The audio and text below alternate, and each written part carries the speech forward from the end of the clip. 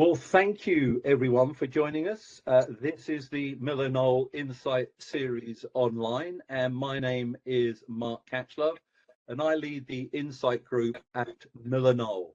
And Miller Knoll is a family of brands, and we manufacture products for the home, for higher education, for healthcare, and for offices. And today our focus is around the office. I'm really pleased to say that we have Pallavi Shrivastava joining us from JLL in India, currently in Mumbai, who is going to be sharing with us her insights. Do feel free to use the chat box for any questions, any observations. There will be a 30 to 40-minute presentation. But if I see any good questions along the way, I'll let Pallavi know by putting my camera on. But otherwise, we will be putting any of the questions or observations to Pallavi at the end. Looking forward to a great session. Pallavi, over to you. Thank you for joining us. Thank you so much, Mark. So first of all, I wanted to thank everyone who has taken the time out, middle of the week, middle of the day, to join this session. And it's a pleasure to actually, I wanted to take a moment and thank Mark, Atish, and Ryan actually at Miller Knoll. They have always been very welcoming, and they've actually created a safe space for people like ourselves who like to explore and like to understand, like a lot of decoding we want to do around workplace.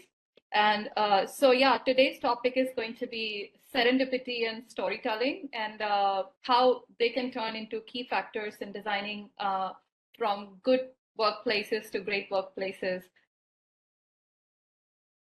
Just a little bit about me in the introduction. My name is Pallavi, and Mark, you got full points for getting my last name correct. I am a designer, a workplace strategist. I have been in the industry for close to 2 decades. I have worked as a designer and architect, and along the way, I've done a number of things just to kind of express myself. So I actually went and did my master's in design at Arizona State University, and I stayed back in US for a number of years, and I worked there. And then I returned to India, and I was just trying to understand what is it that I can do to kind of meaningfully kind of plug myself.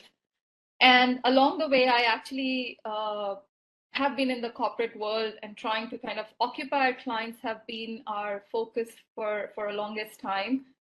But along the way, I actually try to understand what makes people work better, what motivates people. And those are the kind of themes I try to explore.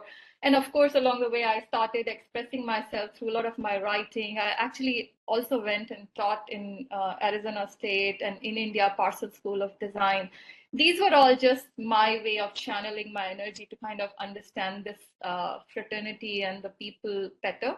So I did publish a book about 7-8 years ago around built environment.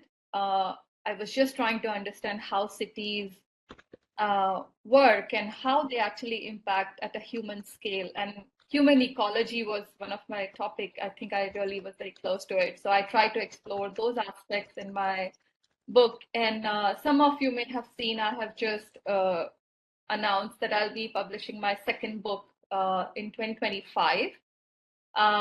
In that book, I'm actually exploring the idea of how the advancement of technology has affected us in terms of how it has shaped the way we interact with each other, how we communicate, and how we actually genuinely build relationships. So the topic of the book is artificial intimacy and blueprint for connection through architectural intelligence. And I'm just trying to explore ideas in there that help us navigate this epidemic that we are going through of loneliness and isolation, and can workplace or like the whole built environment has a role to play in it. So that's a little bit about me. We will dive straight into the presentation, and I would definitely encourage all of you to participate in the chat. Please post your thoughts in it. By no means I know everything. By no means I know this topic well. I have just taken this approach, and I will try to bring some key ideas in front of you. So please feel free to add your thoughts and questions and everything that you think, while you're actually going through this presentation. If you want to share something, please do so.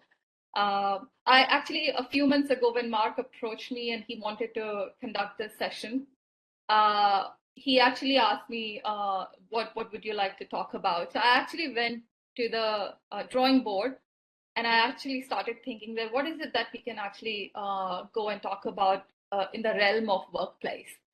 And it occurred to me that the fundamental evolution that we have gone through in last 5 to 7 years, COVID included, a lot of themes that were in back burner, slow pace, they have kind of accelerated. And we have been actually talking a lot about the importance of workplace in our current scheme of things. And there is one theme for sure, and I would love to hear from you all, that I think the office as it has changed fundamentally in terms of what it has to offer now. It's doing a lot more than just people coming to office and getting the work done. It has a lot of things that have also now come together. It's starting to look like a cultural hub. It is starting to look for a place where people come together to find purpose and meaning. And all these things I kind of feel that are not very different from when we talk about human-centered design. And out of that, I have taken just two trigger words, which are serendipity and storytelling. And we will explore these ideas, as we go progress. And I kind of feel that as designers, and a lot of you who are in this space of workplace design and workplace strategy, I think, have to now take a step back and say, okay, if offices are changing and transforming, how can we make that entire journey for our clients and the businesses that they want to operate out of that can change? So that was a problem statement on the screen that I kind of put together, and we'll go forward this.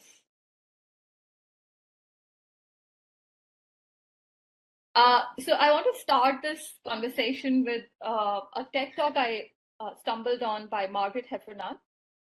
She's a phenomenal business leader. She's a great speaker.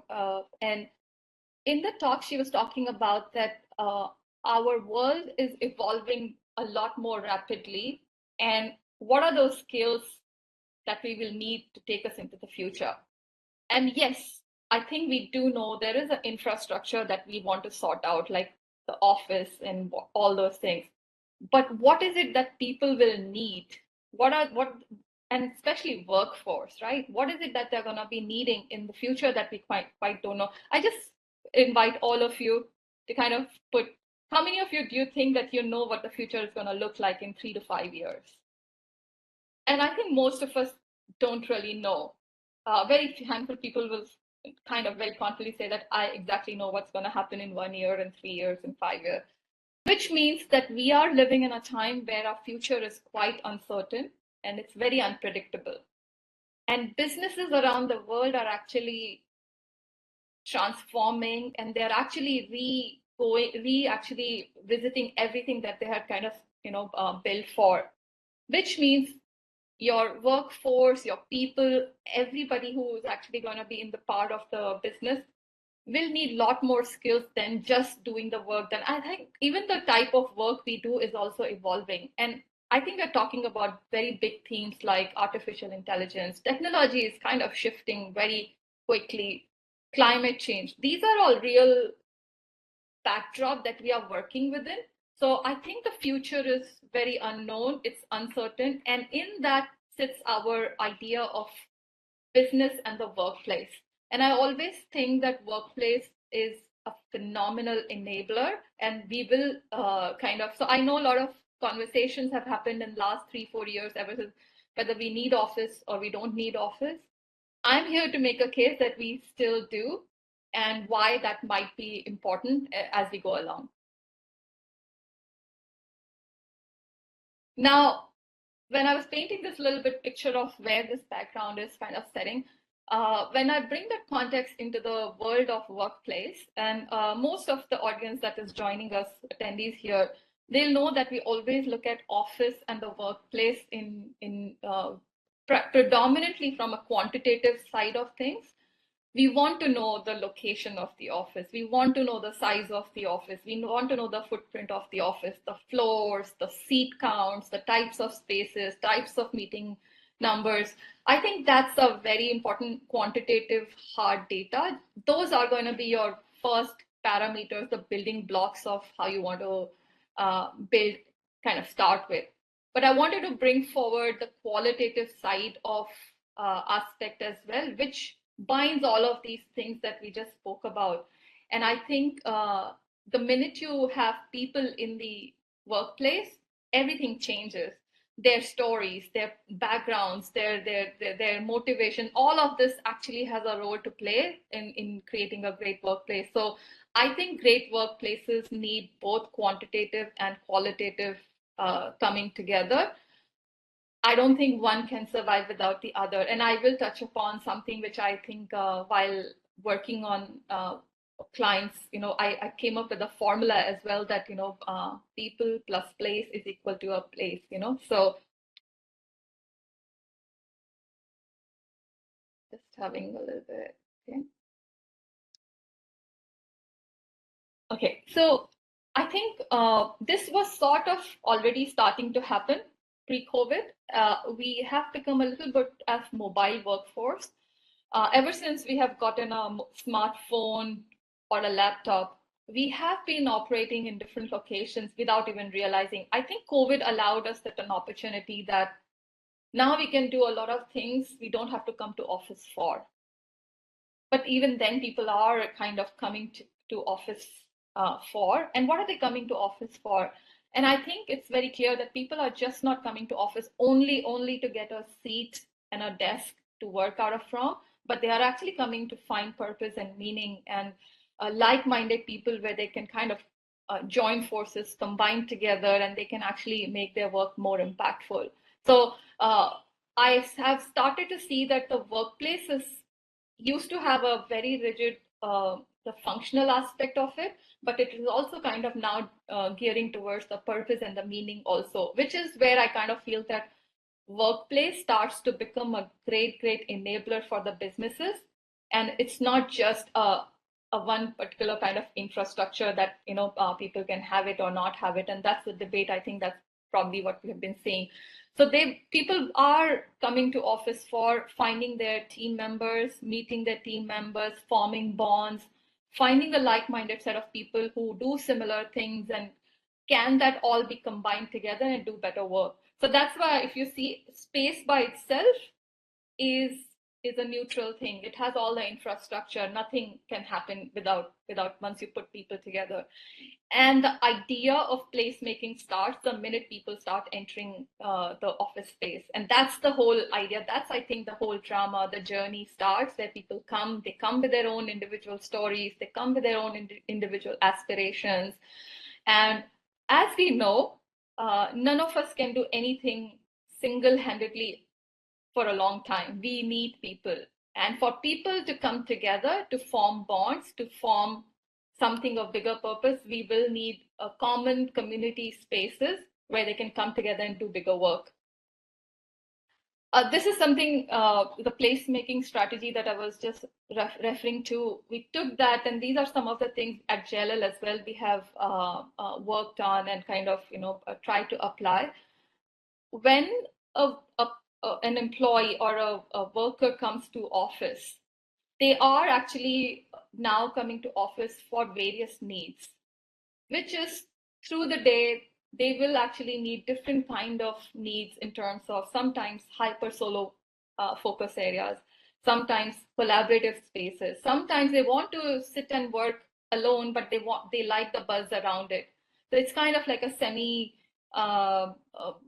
focus kind of a space. Then you also need social spaces where they are getting a cup of coffee with they're just kind of bumping into a colleague which they wanted to chat about something.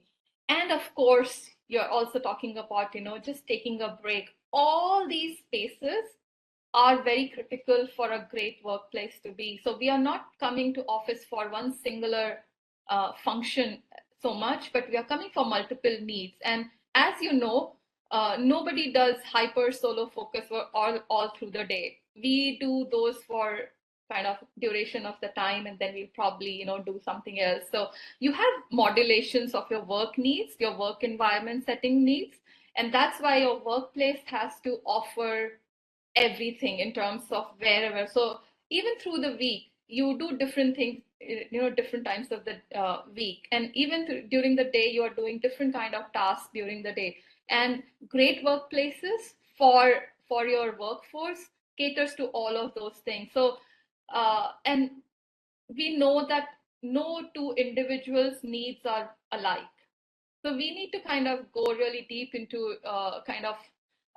what are those spaces that will enthrall them? What are the spaces that will engage them? Which is going to not make them feel that they are being forced to come to office, but they're actually feeling self-invited. They want to come because that's what they are looking for. And all the research we know, it tells us that the happier, more engaged workforce will always lead to better outcomes in businesses. So it's not just something we feel that offices are required for, but I think this is something also directly linked to the business outcomes.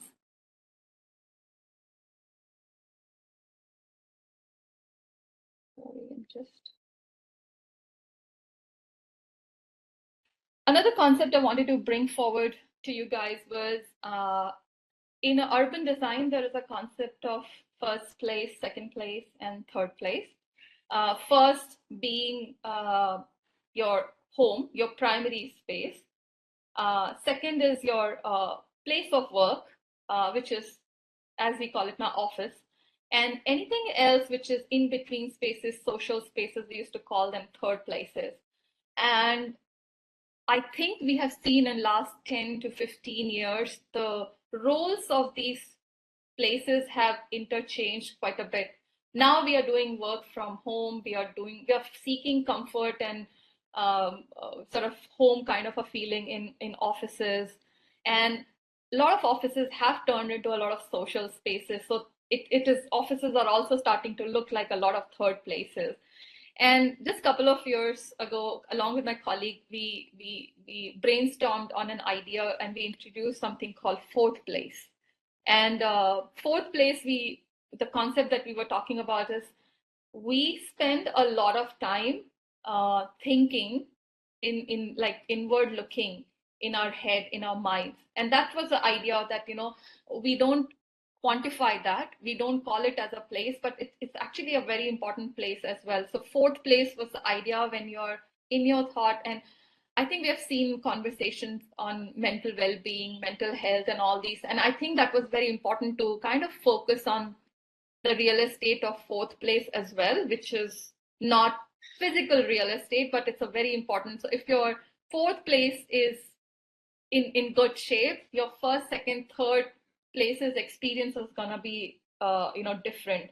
And if you're not doing as okay in fourth place, your first, second, third places experience are gonna be very different, right? So the idea of first, second, third, and we introduced this dimension of fourth place as well. And we took this concept and we actually applied to our workplaces for our clients. So what we did is that, okay, we called it place strategy, and we said, okay, when your workforce comes to office, and again, tying back to when people are coming to office, they do have different needs. They do have requirements of different types of space settings when they enter.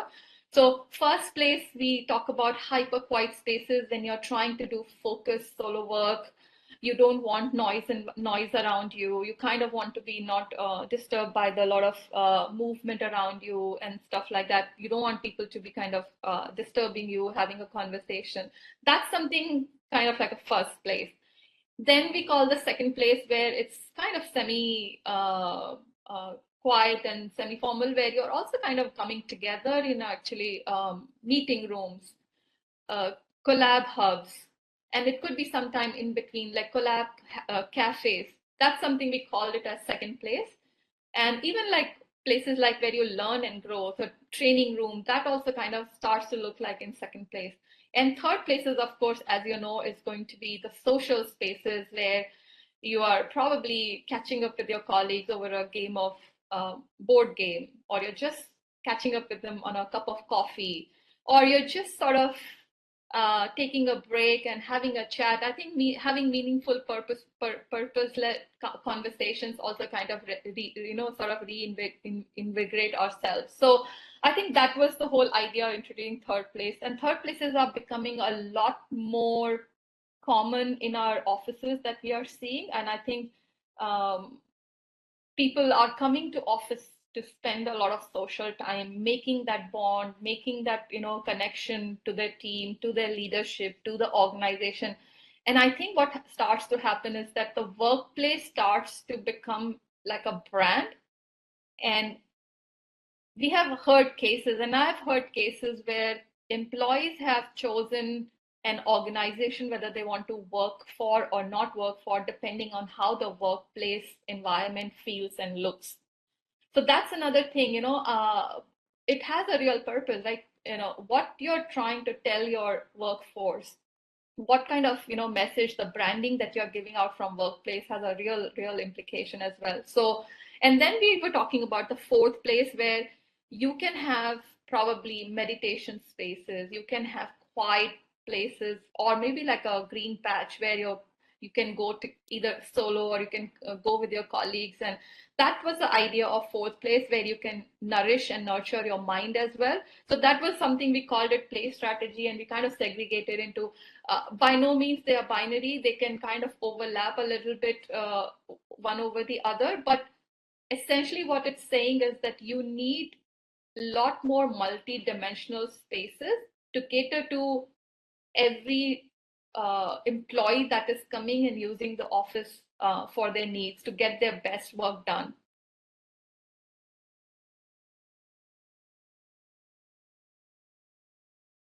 Now, I would just like to start with what we had started with, something on stories. So I think this quote has struck with me for a very long time. Brené Brown, I'm sure you all know about her. And she talks about a lot about feelings, human emotions and feelings. And she actually said stories are nothing but data with a soul. And I think it's a very important aspect we want to kind of talk about and think about, that individual stories, individual experiences, everything that we kind of, our upbringing, they all are very stories. So, for example, when we are building a team together, we have to have that time where we actually start building trust. And teams that trust each other, teams that work together in a trustworthy manner, they end up having better results, because not everybody is going to do everything, but every team member is contributing in a different way and they're bringing their very specific skills. And how do you kind of bring that stickiness with your workforce, with your team members? And I think it is important to kind of know who your team members are, what their personal journeys have been, what their stories have been. Once you know people's story, their backgrounds, their journey, their probably setbacks, their growth, it immediately you know that person better. And once you know somebody better, there is always going to be an empathy quotient for you, for that person. And then you know what is going to motivate this person. So, like, for example, even within my team, I always look at, everybody is bringing very different skills. They all have their individual stories, and you as a leader, you have to spend time to get to know them, what motivates them, what brings their best selves to, and what probably is not going to work. And everybody has got a very unique skills to offer. But the minute you start combining all of them together, there is magic. It happens. And that is why I feel stories are very important building blocks. And that's why I kind of brought this idea of storytelling in a workplace. And your great workplaces will allow those moments of connection, moments of coming together, moments of getting to know each other. And that's how bonds are formed. That's how strong teams are kind of built around. So I just think of it, and I kind of feel that I wanted to talk about that. We all have been seeing that the more diverse the teams are, the better outcomes are. And I think I want to also kind of take a moment and bring that, now research is also starting to say that more women lead to better business outcomes. So there is every case to have this absolute variety of, diverse backgrounds and different cultures and everything coming together, different experiences. Because like I said, and if you remember, I started with a quote by Margaret Heffernan: when you have extremely different experiences coming together, people will know how to tackle bigger challenges and bigger things in work settings that they're trying to solve. So that was my idea, that storytelling is very, very important in terms of just forming connections, getting to know your teams.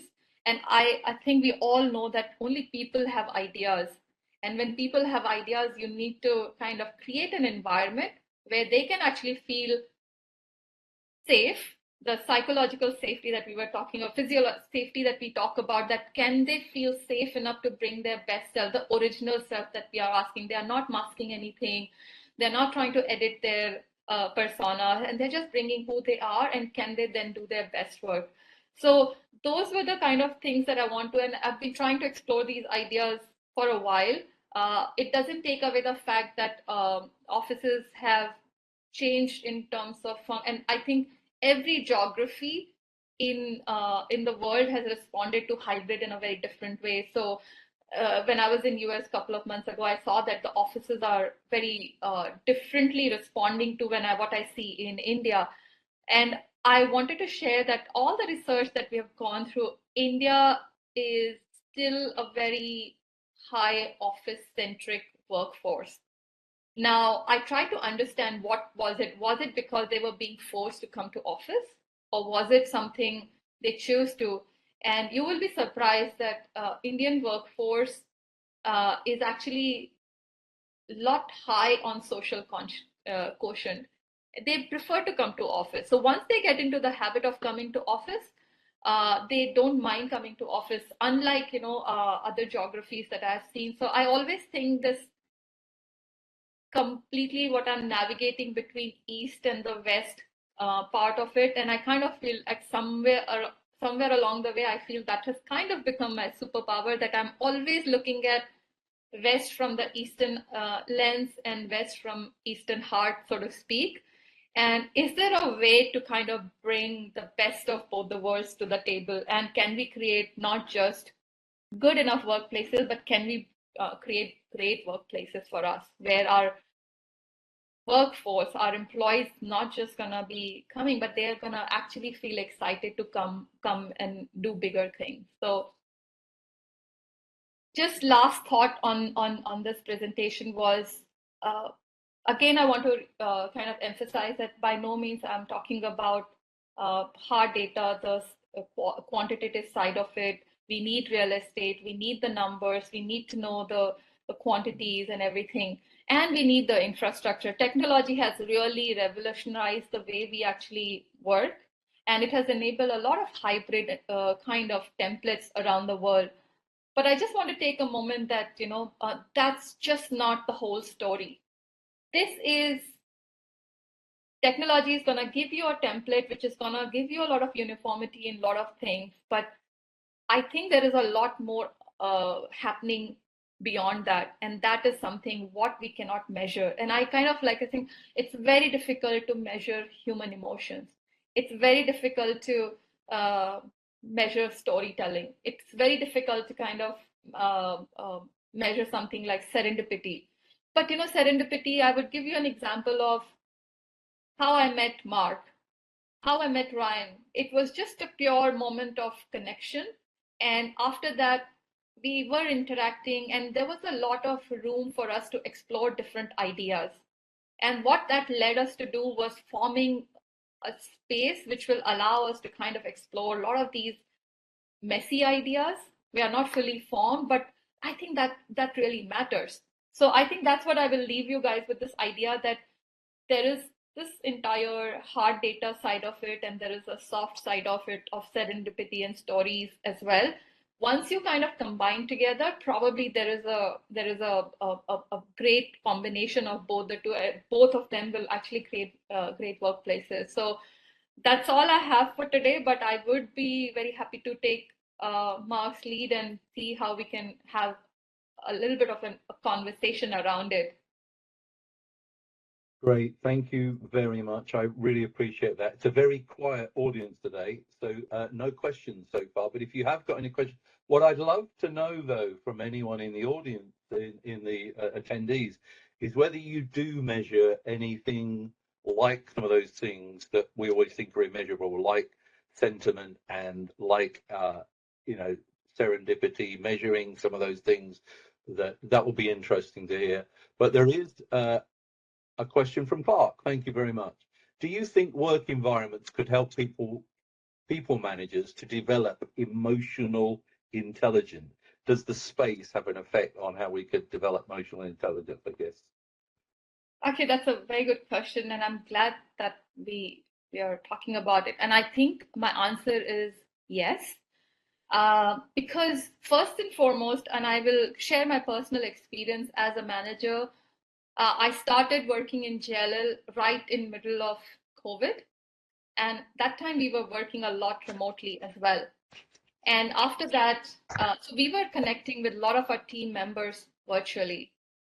And it was not bad, it was okay. But I think everything just kind of changed the minute we started coming back to office, because now I had a real personal face-to-face in blood, like people in front of us. And I think it helped us to form a lot more emotional connection with my team members than I was able to do virtually. So I think virtual environment help us. A lot of it is very well facilitated because it's just so much, it makes everything so much easier. But I do feel that the connection and the trust that we can inculcate in in-person meetings, that cannot be virtualized just yet. I haven't come across it, but I'm very open in this aspect if something that can change in the future. But I just feel that trust can be only formed when you have multiple set of meetings, and in person is a great what you call way to do that. So I hope that answers your question. But yeah, I think it does definitely, a great environment helps um, build better emotional, intelligence. Thank you. I love your explanation of qualitative and quantitative, but there's a challenge with that, isn't there? That quantitative is about numbers, and that's often what leaders want. The answer is often a number. How do we convince leaders that qualitative is just as important? So actually, Mark, again, I think we are not finding it challenging to convince the leaders, because if you know, this entire conversation we used to have with real estate team has now moved to the CEO and the CHROs. The future of work now is bringing the business leaders on the table. It's no longer just about giving them that here is my requirement and I want XYZ type of office environment. And it all brings all those ideas together, where well-being of your workforce, how do you bring productivity, right? So, and all these things can have, the quantitative is definitely helpful, but I think the qualitative side of it, why would people want to come if they don't feel an emotional connect to their office environment or to their people or to their teams? So the conversation has already actually shifted. I can see that, because when we deal with projects, there is always, and I'll tell you why it's happening like that, because every business around the world is reinventing themselves. And their workforce is going to be the only set of people who are going to make that vision a reality. And for that to happen, their workforce has to be in a great shape. And that's why I kind of feel that now CEOs are taking absolute active role in designing and shaping the future of their offices and workplaces. So we are actually not just communicating with the real estate CRE team, so to speak, but we are having CHROs coming to the conversations. We have CEOs actually are leading, because they want to invest in their people. They want to invest in their environment, which will help their team members or their organization perform better. So it's not something I feel it's a journey they have started, and we see that quite actively going with all the business leaders. Thank you. And I guess Marie's question is a kind of a follow-up to that. I think taking a place-based and community approach is really helpful, but it requires leaders to recognize that one size doesn't fit all. This requires senior leaders to focus on autonomy and trust as opposed to control and power. Any advice on how to achieve this? The story of a workplace strategist, right?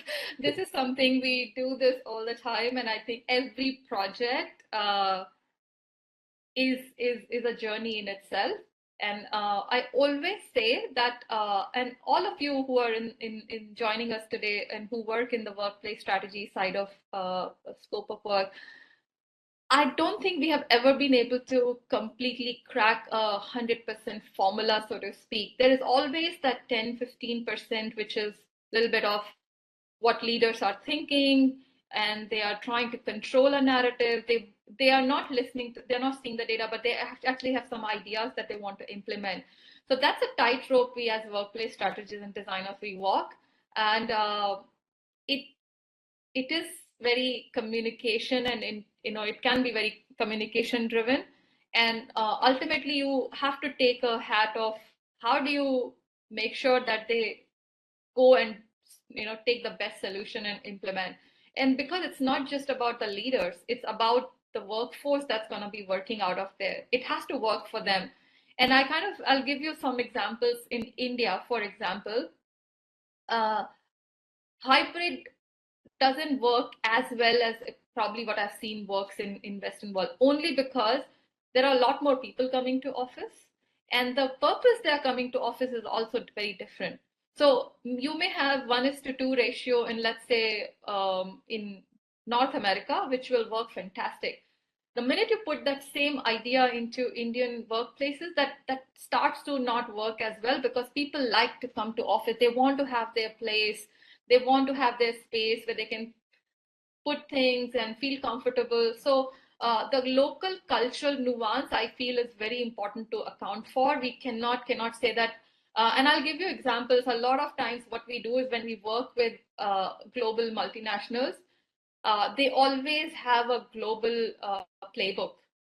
And they always come to us, say, why can't we just take that and apply? And I think a lot of times now the Indian CEOs are coming to us and they're starting to say that we want to understand our context a little better. We want to know what is driving our workforce. How is it different than probably the workforce in any other part of the world?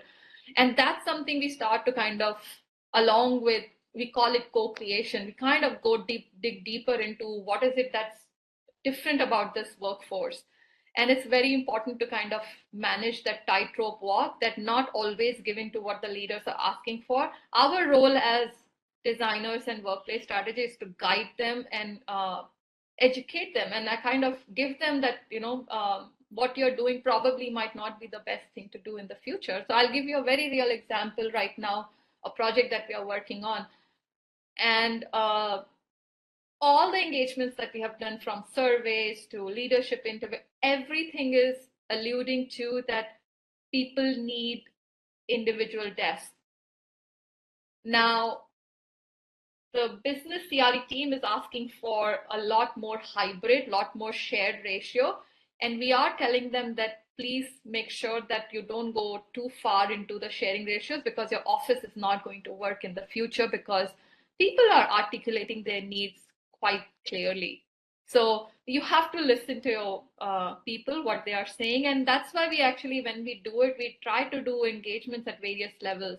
What the vision of the project is, what your leaders are thinking, how they function their teams, what your workforce is actually doing. Once you kind of look at all these aspects and triangulate, you kind of have a fair idea of what they should be looking. So it's not about just controlling the narrative. It's about what is your best fit.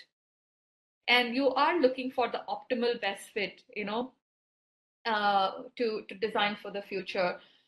And good thing is, I don't think there is one single template that works for everybody. You've got to look at the whole context. That's why the type of business that's there and what kind of work they will be doing. So as business leaders, we need to walk the tightrope. There a lot of senior business leaders are very headstrong, so you kind of have to manage their emotions, you have to manage their egos, and you still have to speak the truth, right? Because you are advising them for their future real estate needs. So that's something I think, yeah, you not to sort of control the narrative, but actually it's very important to kind of uh, give them the right business solutions. Great, thank you. Anya Ben says, how does the value of a company or brand or culture get conveyed during a physical workspace, and can that influence employee morale, productivity, or engagement? 100%, Anirban, and I'll tell you why. Because we have cases. For example, we were working for a tech company a couple of years ago, and this was just right after COVID. So what had happened was a lot of people were working, a lot of leaders were working remotely, and they were having a challenge bringing the leaders back to office. However, they were on a high growth trajectory, so they were having a lot of new hires coming in. Now, when the new hires were coming into office, their first impression of the office was a key factor. They wanted to know who the people they're going to be working with. So they want to come into the office and see who those leaders are, who those people are. And if they saw an empty office, they realized that if we don't have people in the office and if we don't have an active, thriving place, we will not be able to retain the new hires that are coming in, because that's the first thing that they come into the office. You want to have that relatability, right? That's how those softer, mushy, emotions are come, right? You come in, somebody smiles at you, somebody say, okay, welcome to this, our office. They come, every time they're just forming their opinion, their understanding of which brand that they are working for. So workplaces, forget about the whole infrastructure, but it is a very important enabler, like I said. So then they realize that if we continue working like this, where the leaders are not going to be in office, how are we going to manage and bring these new hires who are going to come and work? So they had to actually change their way, and because new hires were not staying for more than 3 to 4 months, they were all changing. So that's where the idea of brand association, and brand association, not just about the physical part of it, but it also comes with people. For example, I'll just give you a very simple, Mark here, Ryan, they're all great brand ambassador for MillerKnoll. For me, I associate MillerKnoll for how they communicate, how they conduct, what kind of conversations they have. So it's not just the workplace, but also what people are kind of reflecting and showcasing. Great, thank you very much. Anthony makes the good point that technology has got a lot better since COVID about to support that hybrid experience. But are you seeing agile teams operating well in hybrid settings, particularly where the team members are not on site? Are you seeing improvements in that, or better experiences for people? So so there are two parts to this problem. One is when you are doing very tactical stuff, which exactly you have to do, let's say, do some tactical task. In that environment, the hybrid thing, virtually, people not being distributed, kind of works fine. But the minute it starts to come into more of design thinking, innovation, ideas, brainstorming, those are not working virtually. For that, you will have to. So technology, I mean, we have a lot of tools which help us, but I think coming together on the whole creativity side of thing is not being able to kind of replicate in virtual environments. So I have seen great results when you have very clear sort of what you call task-based, things. Fantastic. Technology helps us connect. We can do a lot of things asynchronously. You can complete your work, email people, or inform. But the minute it starts to get into a little bit of innovation and creativity, you will have to have people coming together in a physical environment. And then from there, you can actually kind of take off, and people can take their individual set of things and work in alone.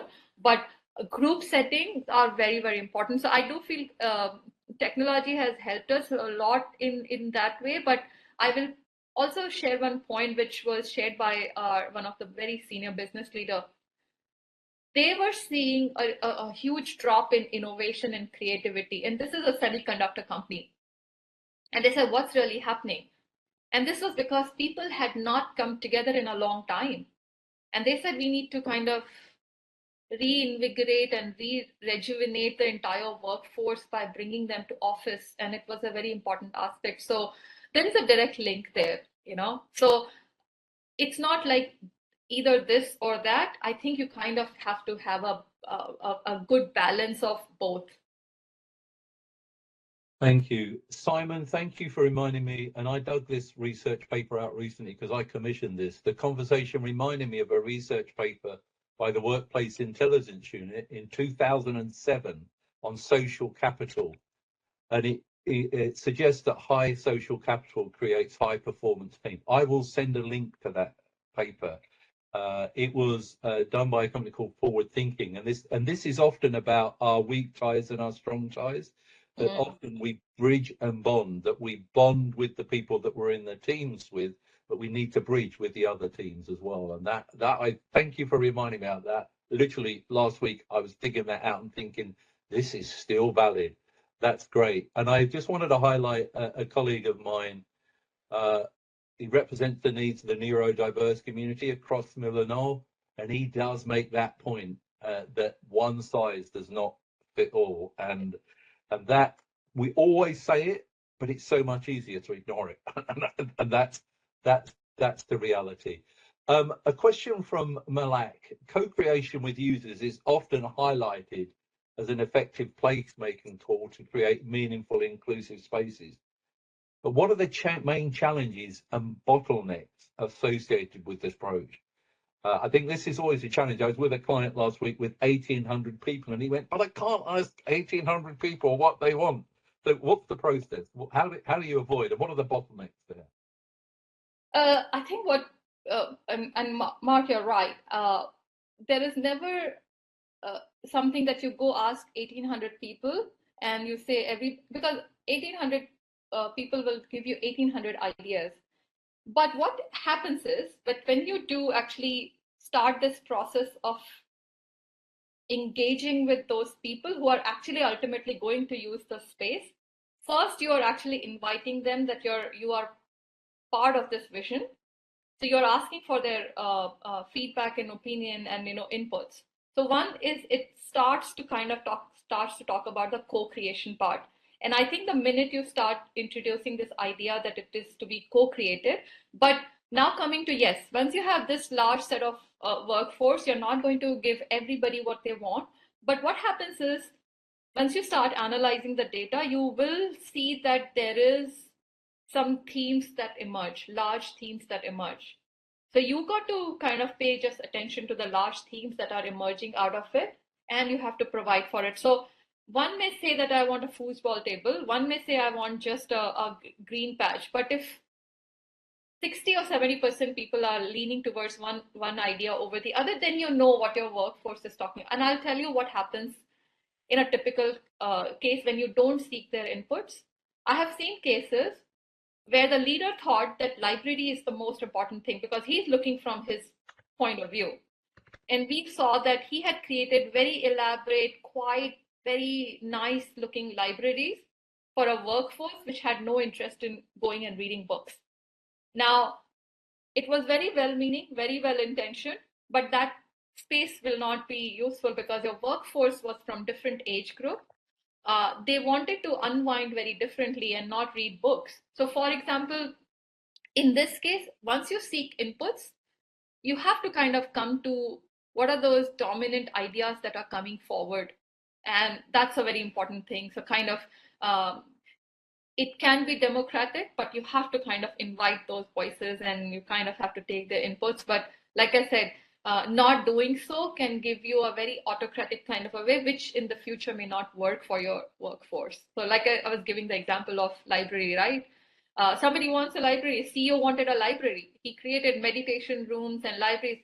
None of his workforce, which was in their 20s, wanted to go sit and read and do meditation. They wanted to play. Pallavi, thank you very much for a wonderful session. I really enjoyed it. Thank you, everyone, and enjoy the rest of your day. Thank you. Thank you so much, everyone, for joining us. It was a real pleasure, and I hope to see you guys again soon. Thank you. Thank you, Mark, and thank you, Atish.